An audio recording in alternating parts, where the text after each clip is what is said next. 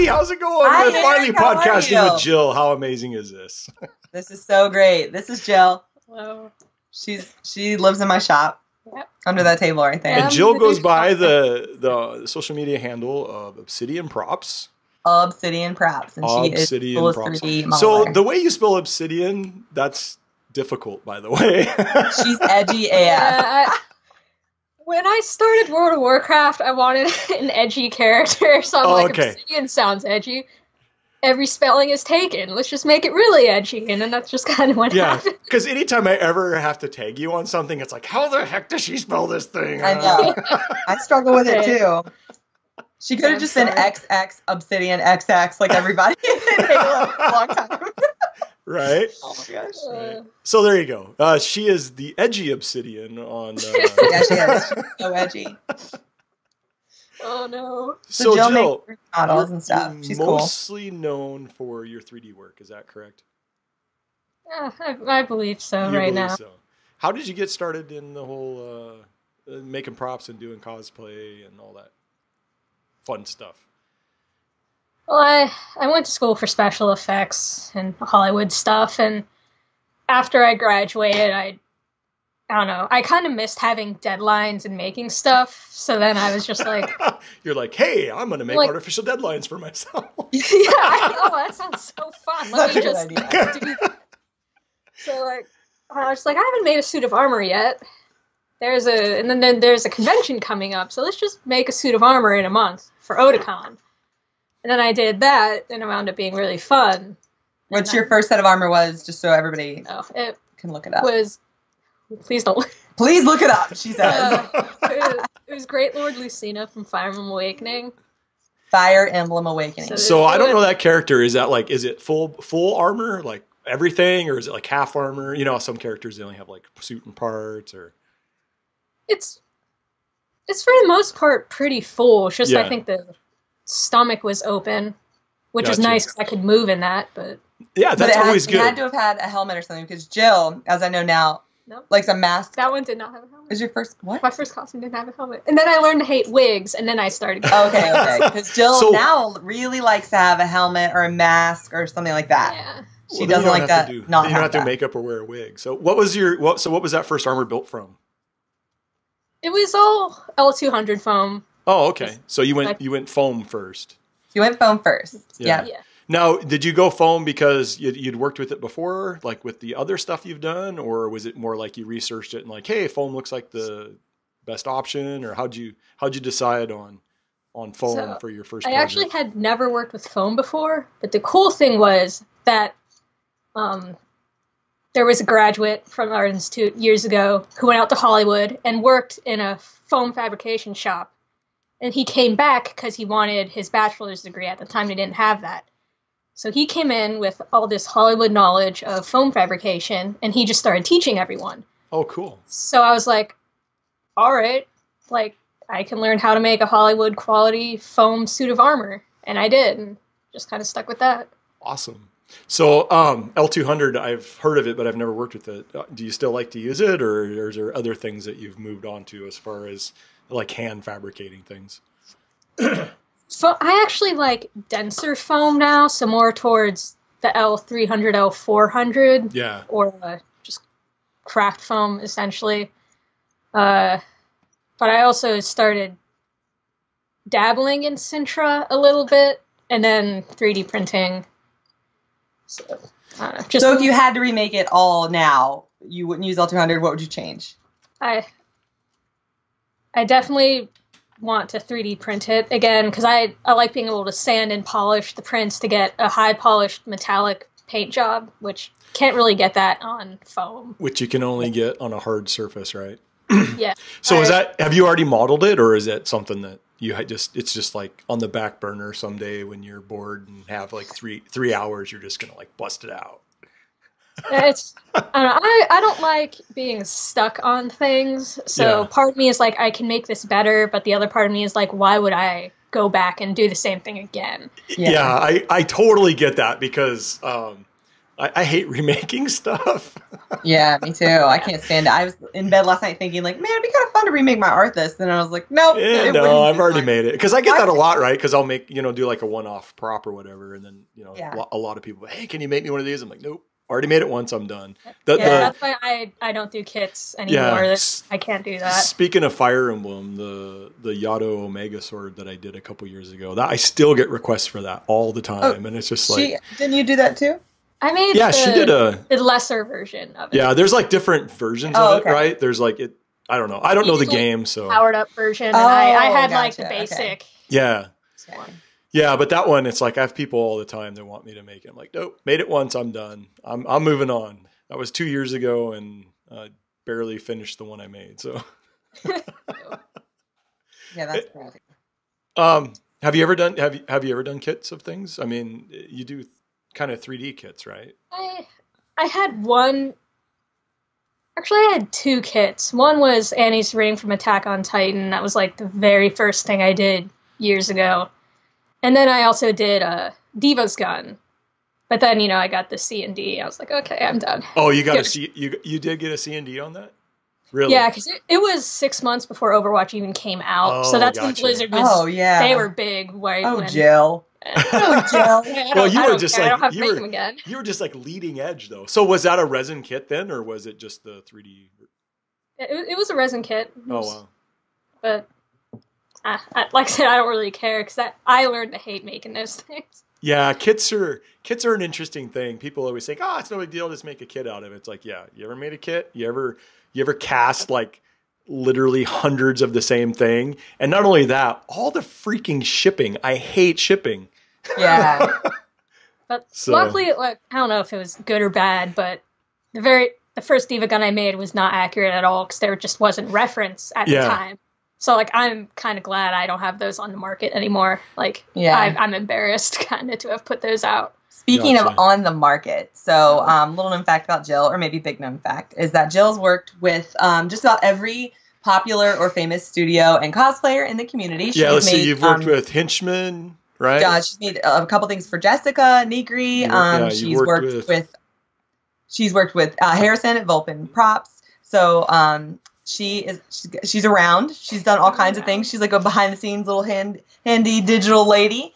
And I want to talk to you about some of the pros and cons about sending off digital models to other people to either have them print, because it's very different than when you print your own digital model and you're able to see, like, say you print the first piece, you're like, no way, this is terrible. You have time to remodel it, fix it yourself. But when you send off a model to someone, like that doesn't have a lot of modeling experience, they can't clean it up and they give you feedback. Do you ever get just complete scraps and remakes, or do you ever have educated feedback where somebody's like, oh, I could use like a pin through this section, or I need like this much of an inside diameter for a threaded rod? Like, what kind of feedback do you get when you're just sending a model out to a studio? If it's a studio, it's for the most part like, hey, this doesn't really fit, or hey, can you cut this differently so it could, like, we can mold it and cast it so it's not just one big brick. If it's for personal, I don't get a lot of feedback.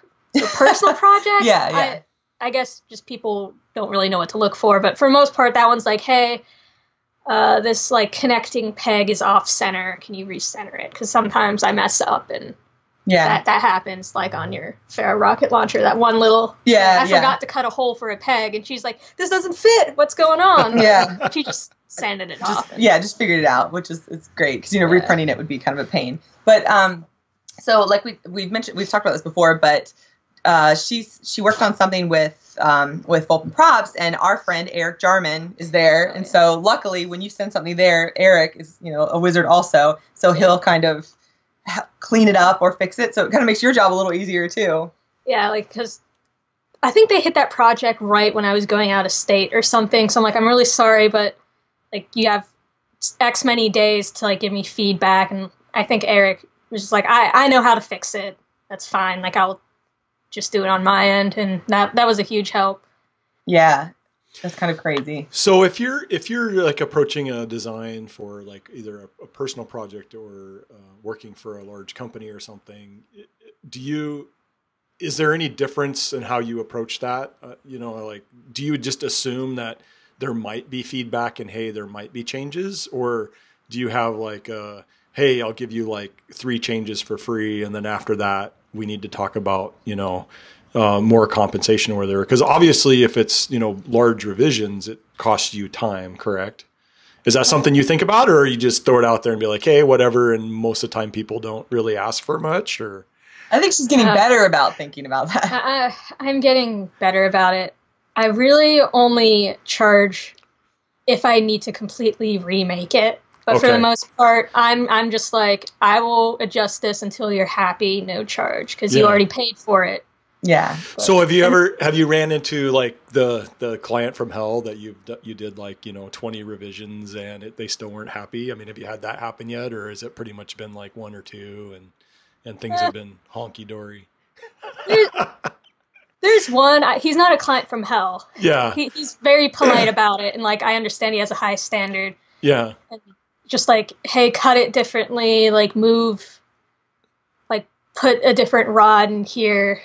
But like I understand, because I do a lot of digital models for people that want to sell 3D printed kits. Yeah. So I kind of have to meet their standard, which is, it's fine because it pushes me and it helps me know how to, I guess, separate files better. What's a happy balance that clients like, other than here's 70 3D printed pieces versus 6 large chunks that could warp easily. So like, and speaking of like not necessarily horror clients, but so this year Jill worked on an Activision project that was for Destiny, and she worked with 2 studios, which is a little unique because that happens sometimes, I guess, and it can always be a little crazy. And she had a insane deadline for, I think initially, wasn't it 3 suits of armor or 3 full costume parts you were making, like 3 different costumes that had parts, and it was like what was the deadline, 10 days or less than that? At first I was asked to do all the digital modeling for the 3 main Guardians for Destiny 2. Destiny 2, yeah.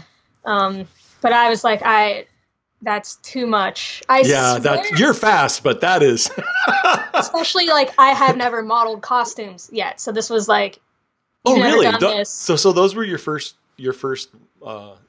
delve into modeling a full costume.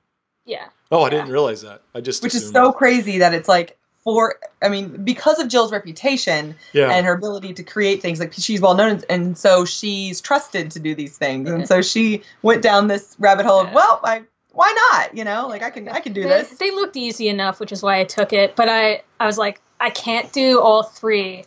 Like, give me 2, and then they split that project up. So. Yeah, and was the other modeler you work with at Hinchman or the other studio? It was. Oh no, it was a whole different modeler. He was in Texas, wasn't he?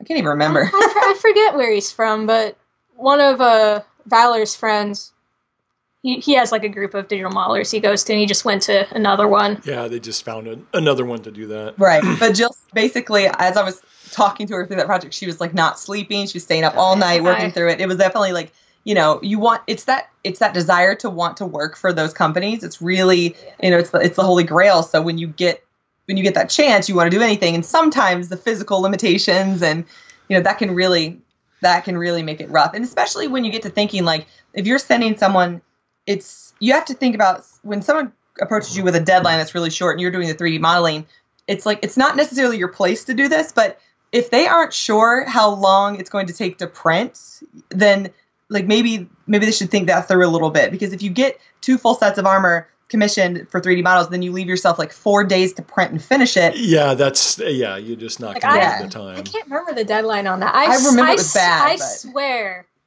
I was told I have 2 weeks to do this. I'm like, you're insane, but I'll do it.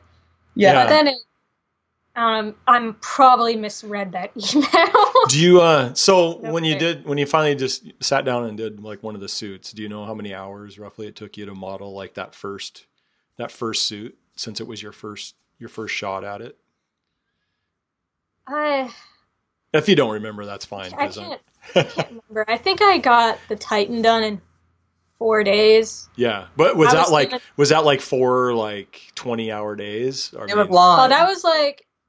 Or did you not sleep for 4 days? That was like 30 hours of work, 6 hours of sleep, 30 hours of work, 6 hours of sleep. So for a really, week straight. Yeah, it was bad. I talked to her like at 100 6 hours in 4 days. Still awake. In 4 days. Yeah, that was rough. And it's like it's you know, that's a little crazy. So that's the crazy. That project seems like the craziest deadline I'd ever heard. I think of anybody I know. I think that was right around when Harrison asked me for his stuff too, and then I was going out of state. So it's like, great, I have 3 large projects to do in a week. Here we go. And it was rough. Yeah. So Don't do that. You previously said that you like to. We were talking before that you like to just bang a project out, right? You don't want to like extend it. So say like if somebody commissions you to do like a weapon, let's say a gun, and that's going to take you like 16 hours. Will you just sit down and model for 16 hours straight, or will you kind of take breaks from it? Do you see what I'm saying? I mean, will you just work until the work's done and then die from exhaustion, or do you more regiment, like I'm going to work 8 hours here, you know, and have more like a regular day? Is it? I'm just curious. I just sit down and get it done.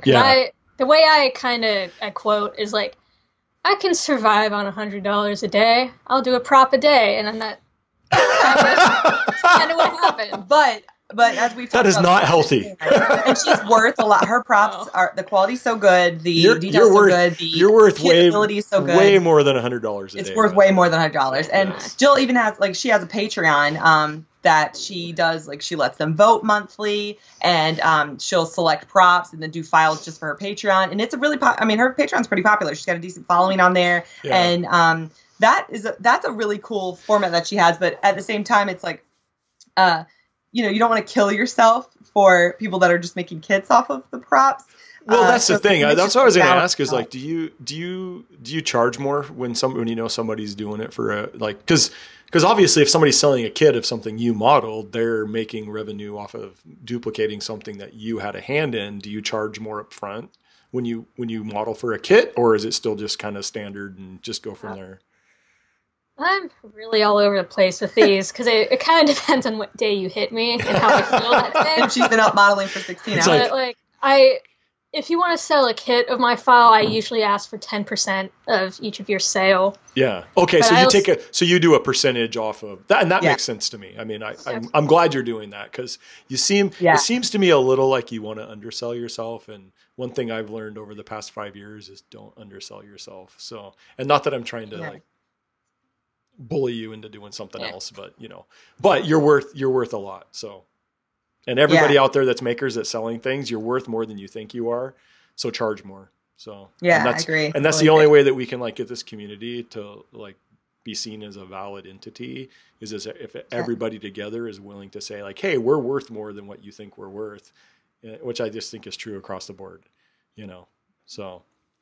But that's cool. I'm glad to hear that you have a revenue deal. So do you have any idea of how many people are out there selling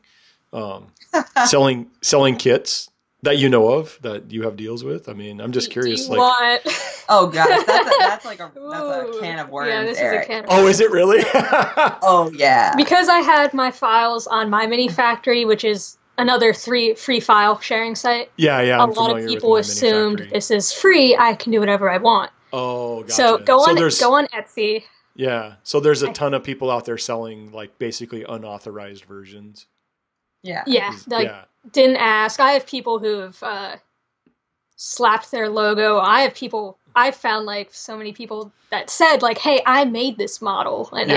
And you're called them out and they don't like that. But so I mean, obviously if it's a prop, if somebody models it and you model it, it's going to look really similar. Is there like telltale things that I mean, how do you differentiate? Like, I know that's my piece. I always add a few inconsistencies. Like my files aren't 100% accurate. So I add things that I know are wrong that I can pick out. And a big culprit is my very first Diva gun, which is not accurate at all. So it's so easy to pick out. Yeah, so that one's easy because that all the. So really, you look at kind of like inaccuracies that maybe aren't noticeable to like the average person, where they're like, oh yeah, it looks great, and they don't really pay attention to like a certain gizmo on there that maybe is a different height or shape or whatever. That makes sense. Yeah, so it's camouflage, but then it like when I catch someone like selling kits of that, it's kind of hard for me to be like, hey, that's mine, this is why, because then they just brush it off like, no, I just made it that way. It's like, okay. Then. Okay, yeah, whatever, dude. Thanks for stealing my stuff. Yeah, like you can even put your logo on a file and people won't care. Well, that's what I was going to ask, because people can they can basically digitally get rid of it anyway, right? Yeah, and if you look at it, it says like designed by Mark Machado, which I thought was like, I was like, dude, that's amazing, and just like puts this little logo on the bottom. Such a cool idea, but it's so easy to remove that. Well, yeah, I mean, it's like a photographer like throwing a watermark on a Photoshop or you know, on a print. Yeah. It's like 3 seconds. So you know what you're doing in Photoshop, you can get rid of it. So yeah, I hadn't really thought about that side of the whole the dark side of 3D modeling. It's interesting because then like the rebuttal it always is like, well, this isn't your IP, so you can't claim it as your own anyway. But it's like I still made the file. Yeah. So I can see how that's like a real gray area, because there is that whole thing of like, you know, if you're not doing original designs, somebody designed it somewhere, right? So how much of that do you own compared to them? Compared to everything else, and I could see how that could get very muddy very fast. Yeah, it's a pain. So that's why I left my mini factory, and I still find people on Etsy. There are dozens of listings for my work that I didn't permit on Etsy, and it's really sad seeing people make hundreds and thousands of dollars a month, and I got nothing when I did the work. But like I'm so over it. I don't go on Etsy anymore. You just kind of gotta live with it. I could see how that would be something where it's just like out of sight, out of mind, and just do your thing. So when did you really get started, like with doing the 3D modeling like you are now, where your work for hire? Yeah, what was your first big work for hire job? And how long ago was that? Was that like a couple years ago, or was it? I feel like it's probably within a year, or a year ago. Sometime like I want to say like winter 2016. Yeah. I think I got like my first commission, and then it was really slow. And then as far as like other people asking you for commissions.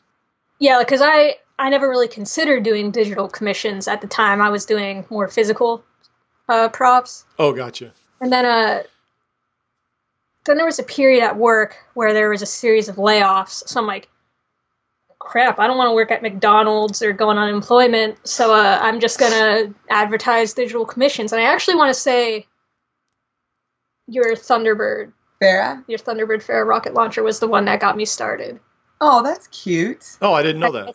It was right around that time, because there was just like, I didn't have work for 3 weeks, and I just busted out commissions. Oh, and that was in the future going to be for a BlizzCon thing, and then we ended up doing another BlizzCon thing. So and Thunderbird Farrah is half done somewhere. She did such a good job of that, and it's like 75% done. Oh, is it that far?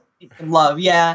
And then oddly enough, the very first time I ever discovered Jill was for BlizzCon of I guess 2016. Yeah, I think so. 2016. I was making Liz's Mercy staff, and I was like thinking about getting a 3D printer. I found her file, and I used that staring at her file because it was nice and gray and it was like easy to look at to make mine in real life. To make hand build a physical. And then when I got a 3D printer at Christmas that year, I printed her file. It was the first time, just for fun, because I'd already made it myself, and I was like, oh, look at this file. This looks so good. I'm going to print this. And that was the very first time I discovered, I guess that was that 2015 or 2016? I know nothing. It was probably 2016. Okay, I put my files out like... Okay.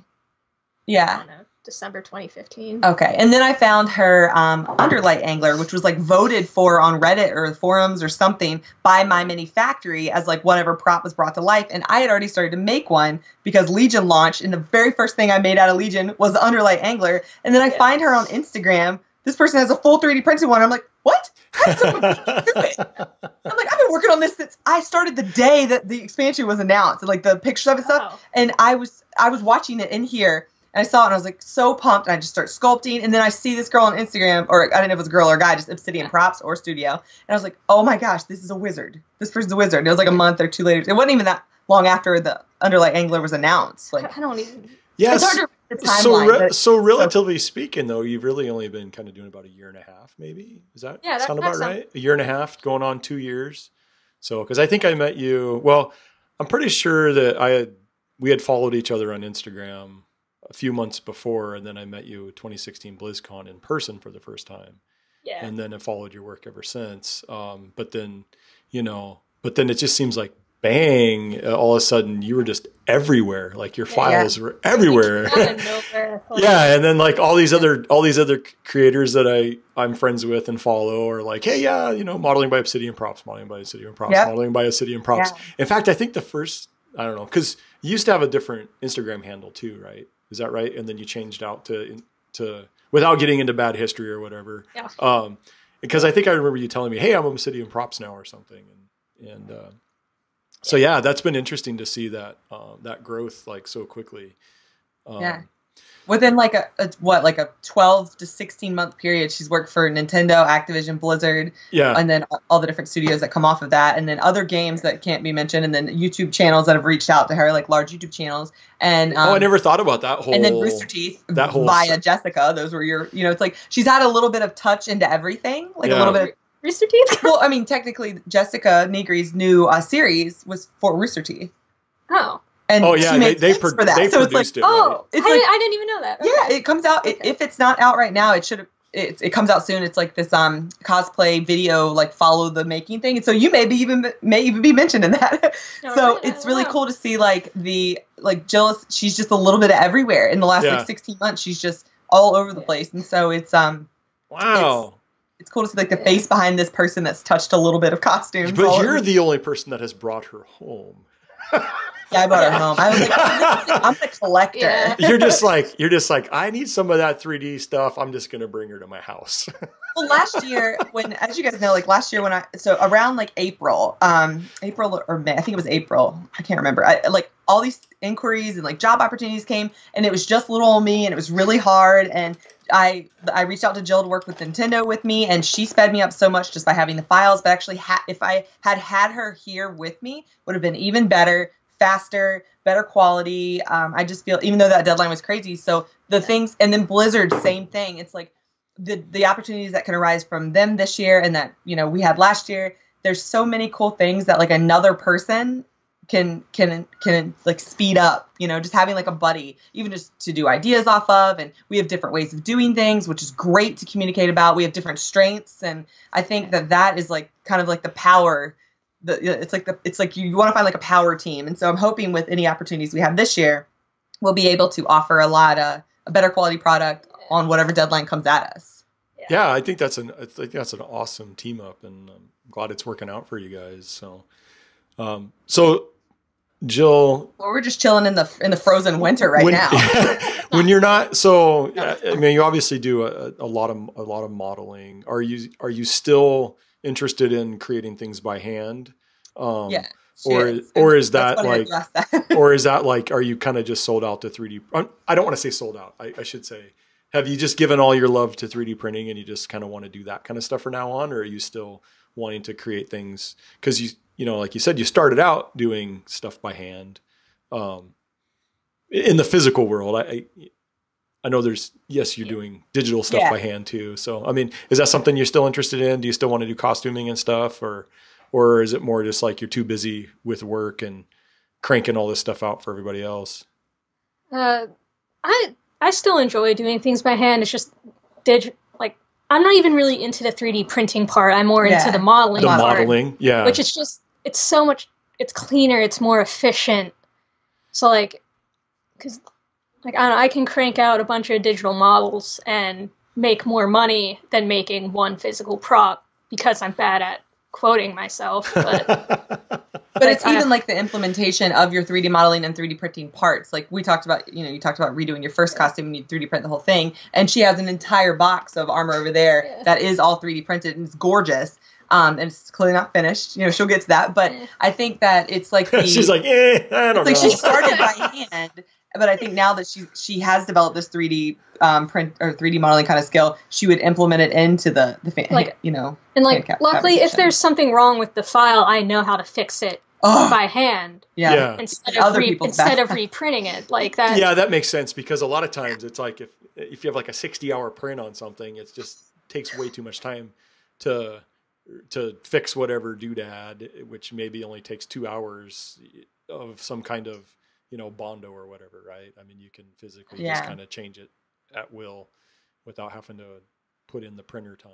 So yeah, like on my Pharaoh wings, for example, I needed them to be super light, and they're like 1.7 pounds each, which is insane.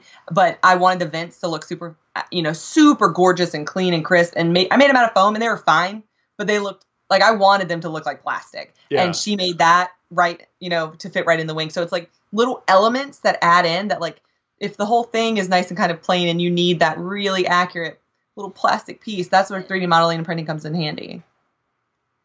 For me, at least, I like the implementation across the board. I mean, obviously, 3D printing a whole suit of armor is a cool idea. I'm a bigger girl, and like that is crazy. That doesn't really work for my body as easily as like this little one. It would take forever. It would take so long and be so much filament. So I like to, you know, I do like to still build some things by hand just for speed. But I feel like if you're getting commissions for a model, like on my Hearthstone Mulligan series, had I had Jill in my life, that project would have gone so much better.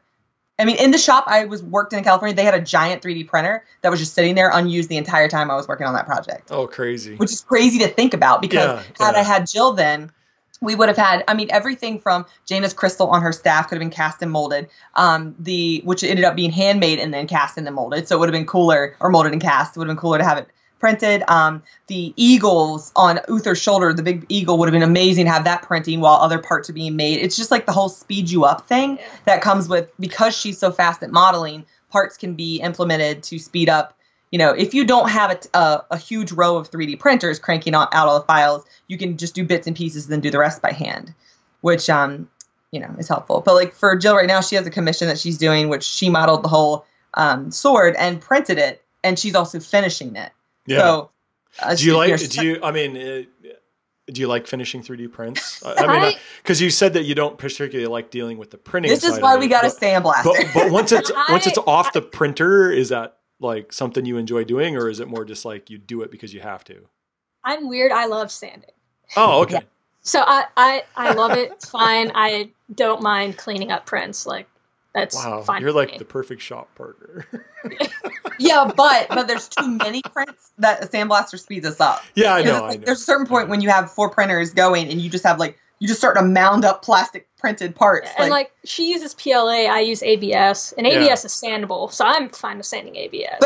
But as you guys know, I sand PLA, and I don't have any problems with it. So it depends on the PLA. I've learned that there's different PLAs that sand better than others. So. Yeah, the brand she uses, I don't have any issues with. Yeah, like it sands great. What brand have you been using?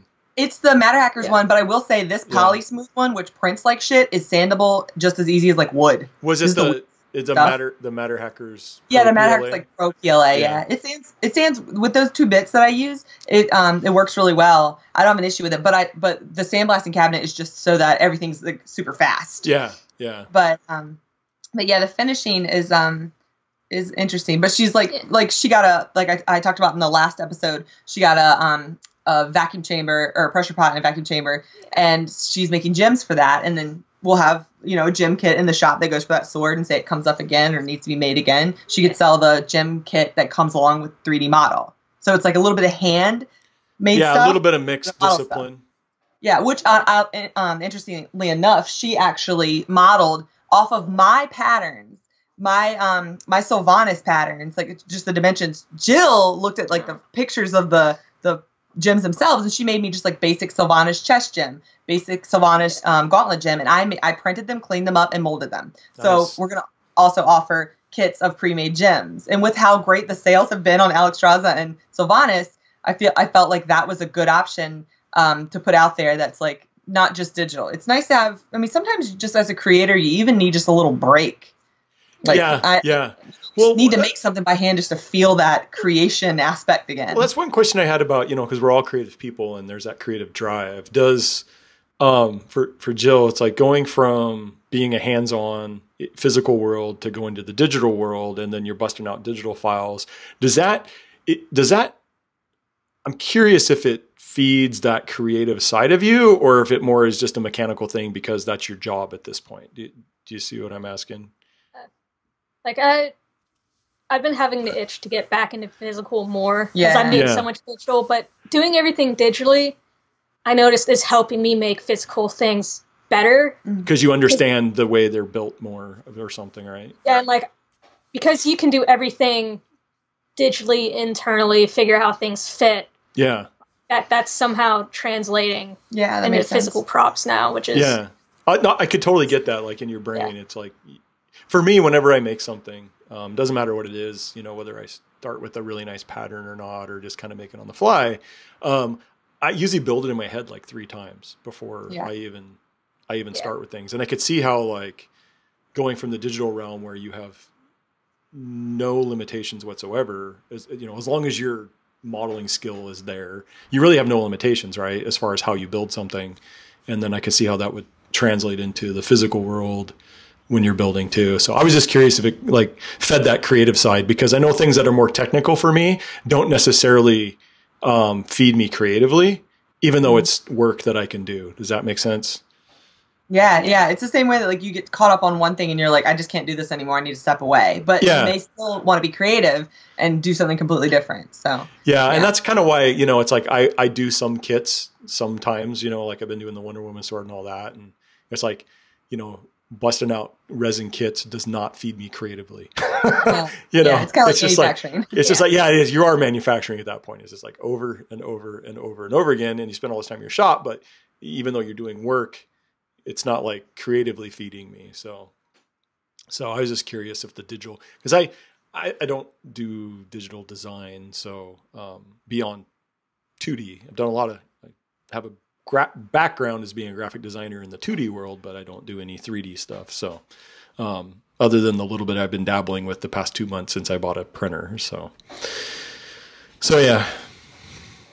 And Jill's the patterns, so like even the 3D models, like it's crazy how her 3D models translate into like a pattern that can be used for regular fabrication. Like she gave me a few to sell in my shop, and I printed them, and I was shocked at like I feel like my patterns are very accurate for creating pieces, but her prop templates are like, if you wanted every single itty bitty detail, these templates they're the 3D model in flat template. It's crazy. Like I could not believe it. I was like, oh my gosh, this is how you would make the most accurate template ever. You could just like cut out sections and print that again. And like it has every layer, every itty bitty detail. They're truly like, they could even be like a coloring book. Like they're cool. Like her templates could be printed in just small pages and be a prop coloring book. Like that's how cool it is. They're very just cool. Orthographic and that's blueprints. That's how you start, isn't it? That's how you start every model. Well, I was going to ask, how do you go about when you go to model something? What's your starting point? Yeah. What is your very first thing? I usually just dig up as much reference as I can and try to find straight on orthographic, like no perspective. Which is hard to find, by the way, especially it's really especially if you're doing like video game models, because it seems like everything with a video game is always at an angle, right? Always, Like, it's a pain, but like I just do the best I can, and then in SolidWorks you can drop an image in and essentially just trace it and then turn it into 3D. It's really basic, but okay, so you do start with like this. You make those templates as like you're beginning on a reference image. Or what stage did those templates arise? Those templates are the very last step. Okay, but you do some line art in the beginning? Because you're saying like orthographic off of a reference image. So like I'll drop a game screen cap in. Right. And then like, okay, I want to make the barrel. I'll trace the barrel and then... Is that like a vector trace then? Yeah, it's kind of like a vector trace, and then I hit revolve, and then it turns into a cylinder. Oh, wow, cool. I'm not just sketching it and then extruding it all out at once. It's like hundreds of steps. Oh yeah, I've seen her files. It blew my freaking mind. Yeah. I've never seen so many steps in something like, and I've done a lot of like Photoshop stuff, and there's always, and even After Effects, I've done a lot of things that are layers, and like that stuff was so many layers. I could not believe it. Like I've never seen a blueprint that had so many layers in it. It's crazy. Interesting. But it's a cool way to see it come together like that. But yeah. Do you dream in 3D? Shut up. Do you dream in color? Because I definitely dream in color. Yeah, I dream all the time too. I have like the craziest dreams. I dream in 4D. I'm just saying. Shut up. Do your dreams have sounds though? That's real. Oh yeah, of course. They do? Oh, interesting. Yeah. My dreams are like Technicolor movies. I'm just saying. I have a pretty awesome brain that way. Have you ever dreamed as if you are the opposite sex? No. Or like a opposite sex comedy? No, I've never done that. I've dreamed as a guy or like as a girl or as someone else completely. Like I've had dreams like from a different perspective. It's crazy. Huh. Interesting. I'm one of those. I've had dreams like in like the fourth person, maybe like. Yes, as if you're watching down. Yeah, like a top down. I have dreams like a top down shooter. Mm-hmm. Yeah, I feel like those are probably my most common. And then every now and again, I'll dream in like first person where I can, like, I know I'm in first person because I'm the person that's viewing out of the window. I'm the person that's driving something. It's weird. I have one of those brains that I always remember my dreams.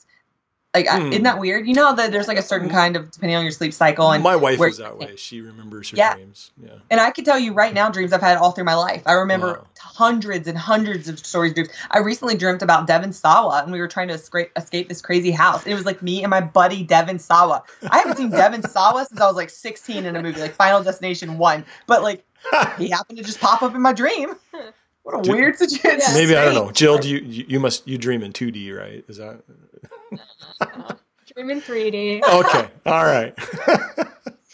Oh my gosh, yeah. Oh, and something else Jill has that we haven't talked about on the show that I thought was really cool, or we may mention it with Vert Vixen, is Jill has a giant touchscreen monitor. Oh yeah. That's like it starts with an S. The Cintiq. Cintiq. Oh, the like, big Cintiq. She can draw on it. Yeah. Oh, is that how you do your modeling? You do it with the Cintiq? That's how I do the ZBrush, because I can't stand using a mouse on ZBrush. Yeah, I can see how with ZBrush that would make a difference, because I mean, essentially you're like you're sculpting with ZBrush, right? Yeah. From what I know about it, you kind of like you manipulate, not point to point or something.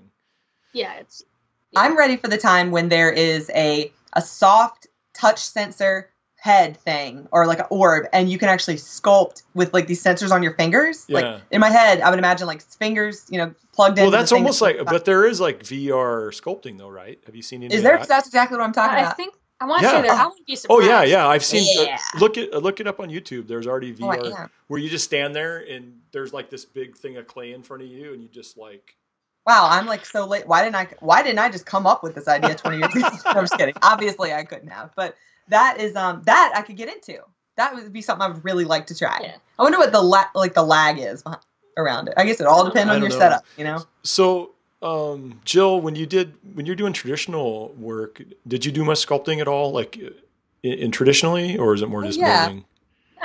I enjoyed traditional clay sculpting. Yeah, I was gonna say, do you have a medium that you enjoy? Is it clay mostly, or something else? I'm one of those people that just enjoy working with anything. Yeah. As long as I can get it to look clean, I'm happy with it. But I really only started sculpting in college because I had to learn for a class. I was like, hey, this is kind of fun, and I wasn't half bad at it. So I think that kind of helped translate, especially to ZBrush. So, yeah, I could see how that would work in that regard. So. I've never messed around with ZBrush, but I do like sculpting physically sculpting whenever I decide that that's like a thing I need to do. But I haven't done a ton of it, so. I love sculpting. My very first prop I ever made was all 100% clay. Sculpting was my, my first successful prop was my piranha plant. My first successful prop. Oh, I mean, like, really, What kind of clay did you use? Was it just like water clay or something? Or Sculpey?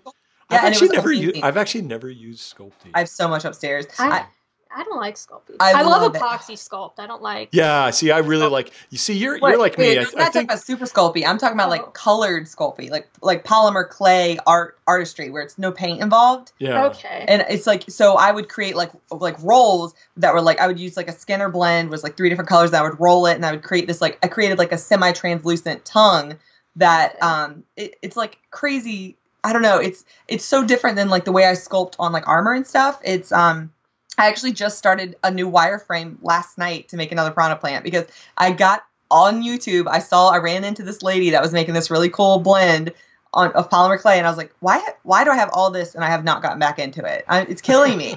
And my piranha plant is just, I posted it at the end of the year. It was my very first prop. I really like it, and it was such a fun challenge that I'd like to make myself a sculpture again, like a cool, fun thing. So. Yeah.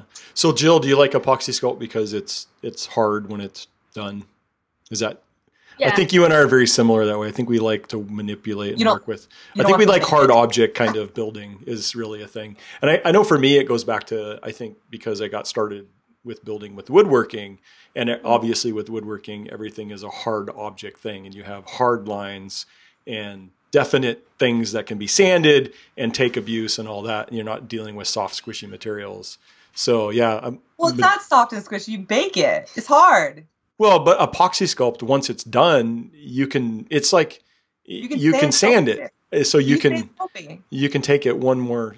Can you sand sculpting? I don't know. I don't know anything about sculpting. But the trick about sculpting, the thing about sculpting that I liked so much was the fact that I want to try again is because it's so challenging, because it's like the challenging part is making it the right colors, and I don't know, it's just like this weird art. It's like crazy. These women online that create these, or women and men that make these things out of sculpting, especially the tiny miniatures and stuff. Like, dude, what world do they live in? Does that air dry, or is it the stuff? No, you it's bake. I'll be right back. I'm gonna go get it. Ask Jill a question. Oh, okay. Well, we were talking about epoxy sculpt. Sure. Have you ever used any of the lighter air type sculpt that's similar to epoxy sculpt, but the freeform air stuff? Yeah. Have you ever used any of that? Yeah, the Fujinumi bow I made had freeform air on it. It definitely gums up sandpaper more. Okay. Unless I had the mix ratio off, which I might have had. It was the first time I used it, but I like it. It's because I say one of my biggest complaints with epoxy sculpt is just if you're doing anything of size, it gets heavy really quick. So. Oh my gosh, yeah. Well, the same thing with Sculpey. You wouldn't use that for a prop. I just meant truly just sculpturing it. Yeah. So that's not painted. Is that correct? No, there's no paint. The bottom half, this is Warbler, but the whole head is Sculpey and clay. But that's the color that the Sculpey is. Yes. Crazy. So and does it have a gloss finish on it, or is that just the way it looks? Yeah, it does. And it's not, it's multicolors of clay and ombre effects to create the different little ombre parts in the tongue. It was so much fun. I'm ready to make something. And it glows in the dark, the teeth and the lips. Oh, that's cool. Because why not? Because, so heavy, though. I mean, if you have the option of something... I traveled with him. I took him all around the country. Yeah. And traveled with him. And I would clamp him to my desk, so he is beat up. He's so beat up. Looks like it's held up. You don't travel with sculptures. But if you have the option of making something glow in the dark, you always take that option. So I'm just saying. That's exactly how I feel. I was like, hey, can I take your kid to the bathroom and turn the lights off so I can show him that it glows? I'm kidding. Not really.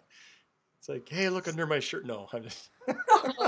Kids love that it glows. I got so many parent commission requests for that, and I was like, took me way too long. Now I'm faster with things, but that was just that was my very first thing. I had no idea what I was doing. It was I had to Google every single technique and practice. As for all of us, the very first thing you're like, I don't know what I'm doing. So yeah, it was so hard.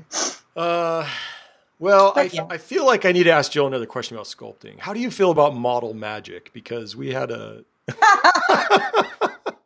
Have you ever used Crayola model magic? Do you know what I'm talking about? I think I have once, but it was to help a 5-year-old with a sculpting project. Yeah, that's the only time that anybody should ever use it. Because on the last episode with Vixen, I think we spent 10 minutes hating on model magic. So I just, I'm gonna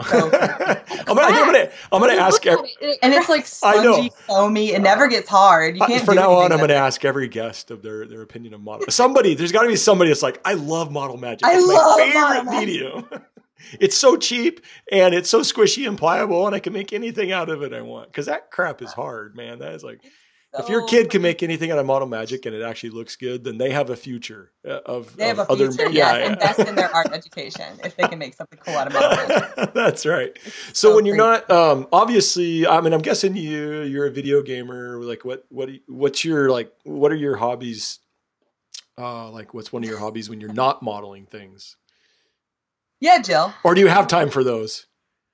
I model way too much. I that's kind of my hobby. When I'm done doing a commission, I model something I want to make. Yeah, yeah. Well, you I will definitely tell you that when I'm on WoW, I'll see Jill log into Overwatch. I'm like, oh, we got just check. She's literally just getting a file reference. Getting a reference. Yeah. But she luckily, she has a group of friends that play WoW and stuff, so she has been playing WoW a little bit. She actually has a max level character now. Okay.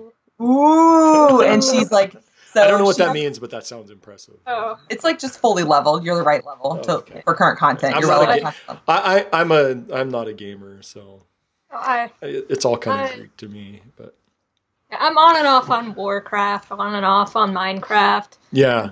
I need to finish Horizon Zero Dawn. I apologize to my friend that I promised I would talk to her about it when I finished it. And that has yet to happen. 9 months ago. So. Is she still like texting you? Are you done yet? Are you done yet? Are you done yet? Well, the expansion came out, so I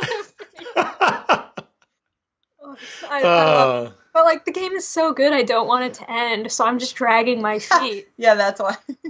I've heard a lot of really good things about. Yeah, me too. I've heard a lot, and I'd like to play. I mean, so many that even though I'm not much of a gamer, I've considered buying it several times. But yeah, my problem is it's like I just lose interest in games really fast. There's something about most games, they just don't compel me to want to spend the time. Does that make sense? And so I'll get a game, I'll play it for like a week, like solid, and then however far I get, it's like, okay, that's good. I'm good.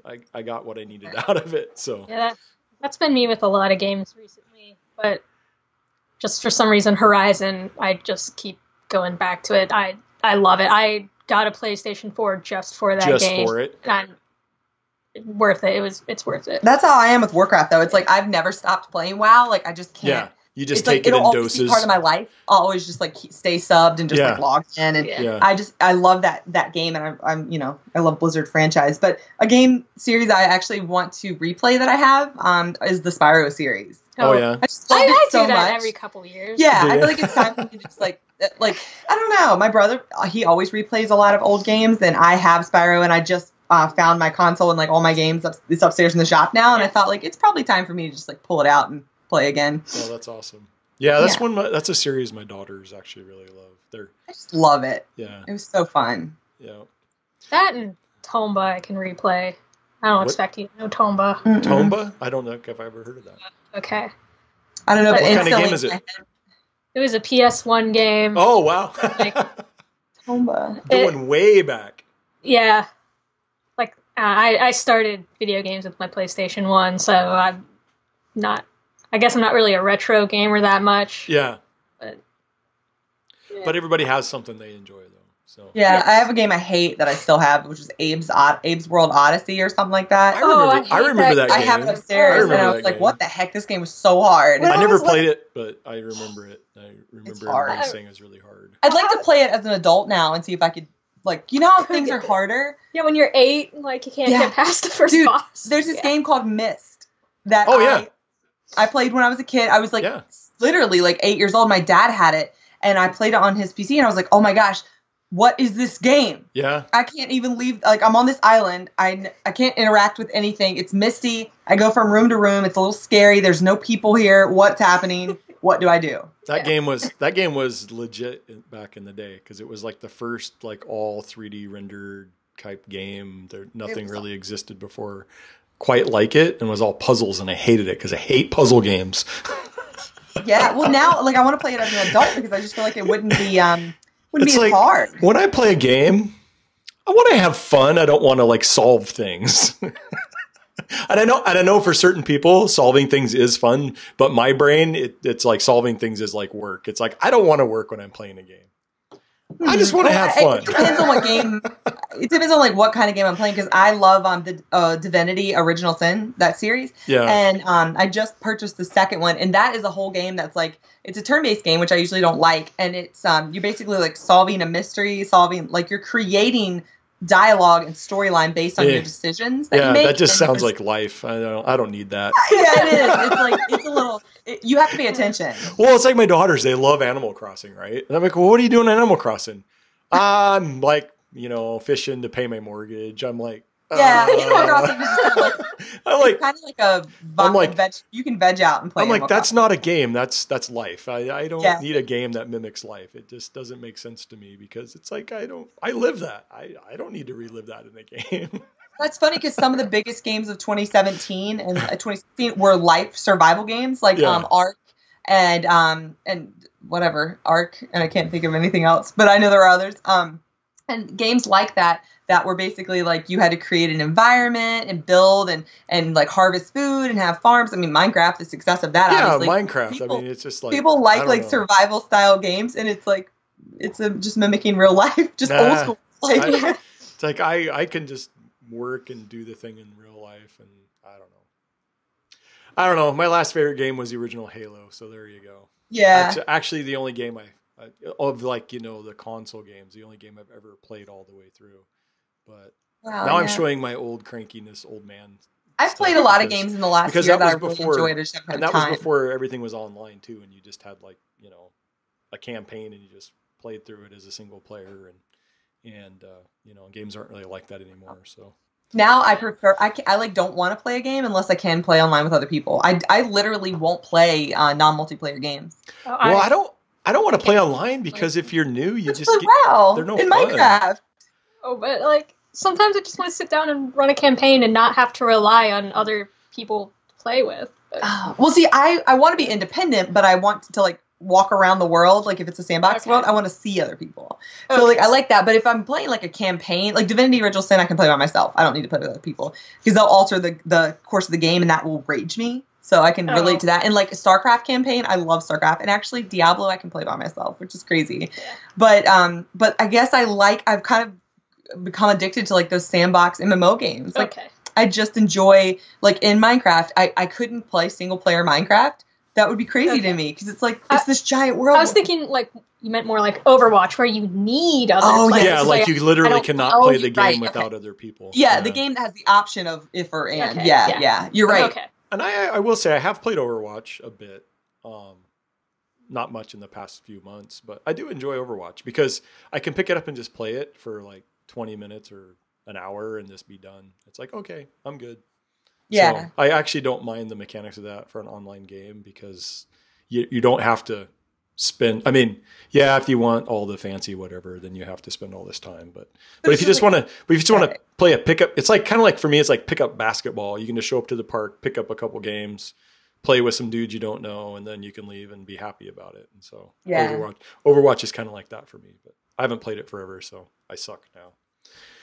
So there you go. Any favorite movies from the year? You guys seen any movies? No. Dunkirk was really good. Dunkirk. I love Blade Runner. You saw Dunkirk? Wait, did you see Star Wars? Yeah, I had mixed feelings. When did you see it? With Megan. Okay, I was wondering. Yeah.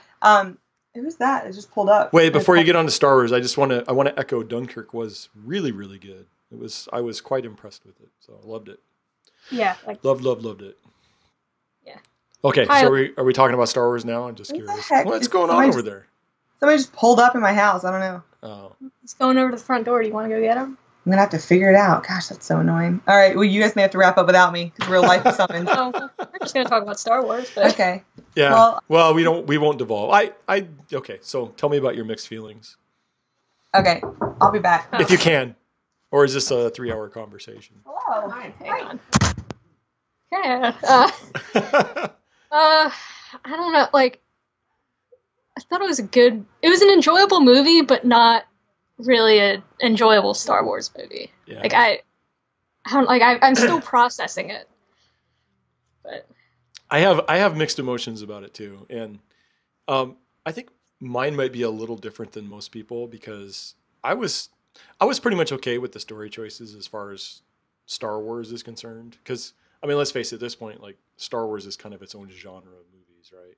Yeah. And so for me, it was more. I just thought as a movie, it was kind of disjointed, and I feel like it spent a lot of time on Luke, Rey, and Kylo, and then everybody else felt like kind of filler to me.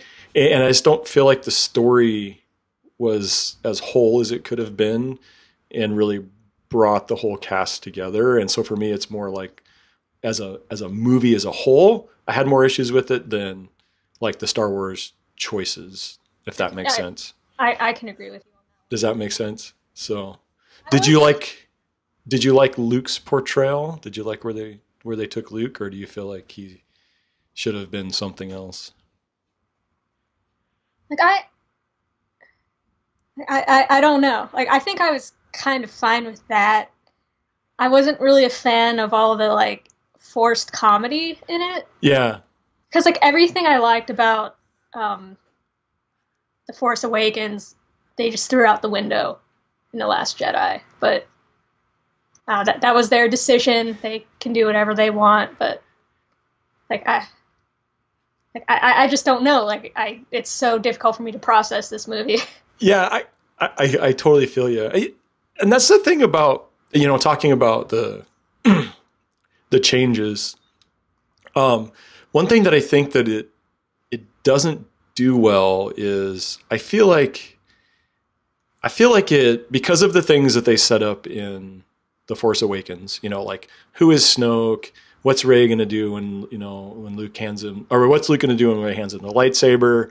Some of these other things that were all questions and obviously fan theories for like 2 years solid, right? Yeah. That just kind of got tossed. I kind of felt like it was done in a way that kind of made people feel stupid for caring about those things. There's like a weird attitude there. Like I can see that. Does that make sense? And it didn't really, myself, I didn't really feel, I wasn't that invested into that stuff. So it's like, okay, yeah, they're going to do this. That's fine. Like they're just going to go a completely different way than you would expect. And for the most part, I'm okay with that because I wasn't that invested in it. But I could see how a lot of people got kind of, there's obviously a lot of very diverse opinions in the fandom. And I can see how it just kind of has like this smarminess to it or something that I just feel like it kind of makes some people feel like they feel stupid for caring about those things. And I think that might be one of the things that is there that people don't quite know how to express, but have definitely reacted to. And I'm not a super diehard Star Wars fan. Like Rogue One was my first Star Wars movie. Oh, was it really? Oh, that's interesting. I can even speak on this, but yeah, that's interesting. Like I have friends that are diehards, so I just kind of picked everything up on them. And yeah, what's the consensus been for most of your diehard fans? Has it been pretty split, or is it? It's pretty much been pretty mixed. Like they don't know what to say about it either. So it's like we just have to wait for the third one and see what happens there. Yeah, I think that's very interesting. And on one hand, I think it's kind of cool though that it's kind of caused so much like discussion and stuff about the movies and what they mean to people, and because I'm really a movie guy more than anything else, and so that's one of the things that has always been like a thing in my life is movies and the kind of like the analysis of them and all that kind of stuff. And I just grew up in a movie family basically.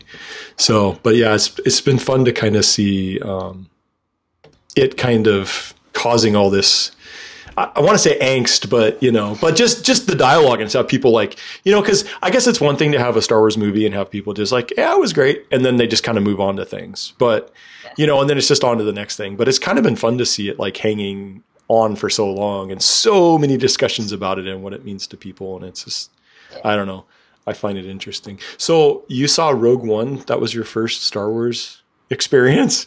Yeah, and I absolutely loved it. And then that's what made me watch most of the other ones. Yeah. I have to go in for a bit. That was those guests. They just flew in our tiny airport. These people came from New Hampshire. Okay, well, so we'll wrap up. We'll wrap up here, and we'll talk to you later. Here's Jill to wrap up for me. Yeah, we're just gonna finish a little Star Wars, and then we'll be done. Okay, that's fine. Okay. So just okay. Bye, guys.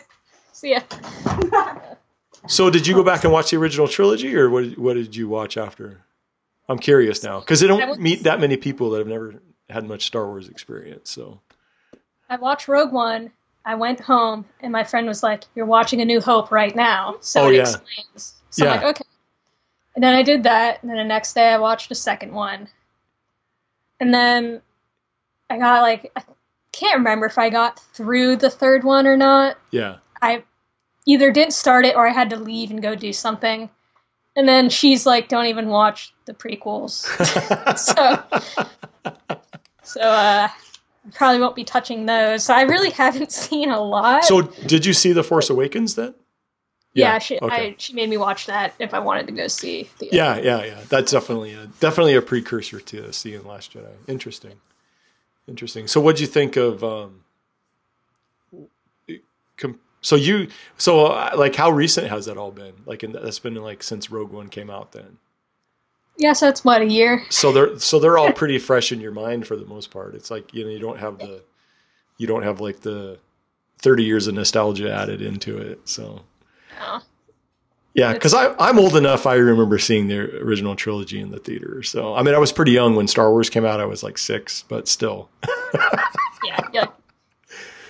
Yeah. So I don't know. I can't really talk a lot about Star Wars. No, that's okay. That's cool. That's cool. But... So you don't have that much investment in it. How does that? Because you said you're kind of mixed on the new movie. It's like, what's the thing that?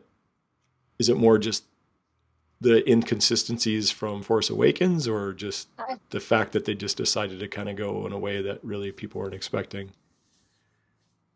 I'm really bad at catching inconsistencies, so I probably didn't catch anything. But like, I agree with you how they just ignored a bunch of characters. How some of the new characters were just forced. Like, hey, here's your 5 minutes of fame, see ya. And yeah, I kind of felt that way, huh? That like, just like I'm probably gonna word this poorly, but like The Force Awakens just felt a little more mature than The Last Jedi. Which I get, you want to appeal to the new audience you just brought in, but I don't know, I just thought it wasn't a good choice to completely change the feel of this trilogy halfway through. But yeah.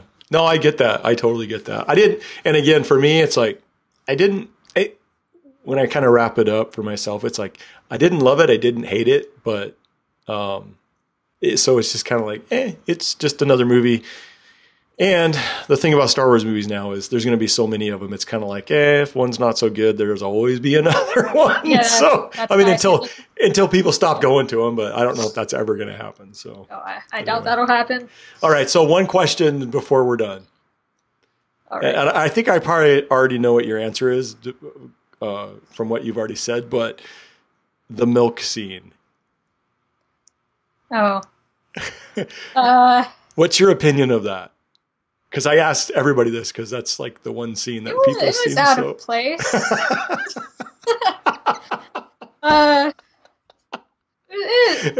It brought about some emotions. It was so weird, right?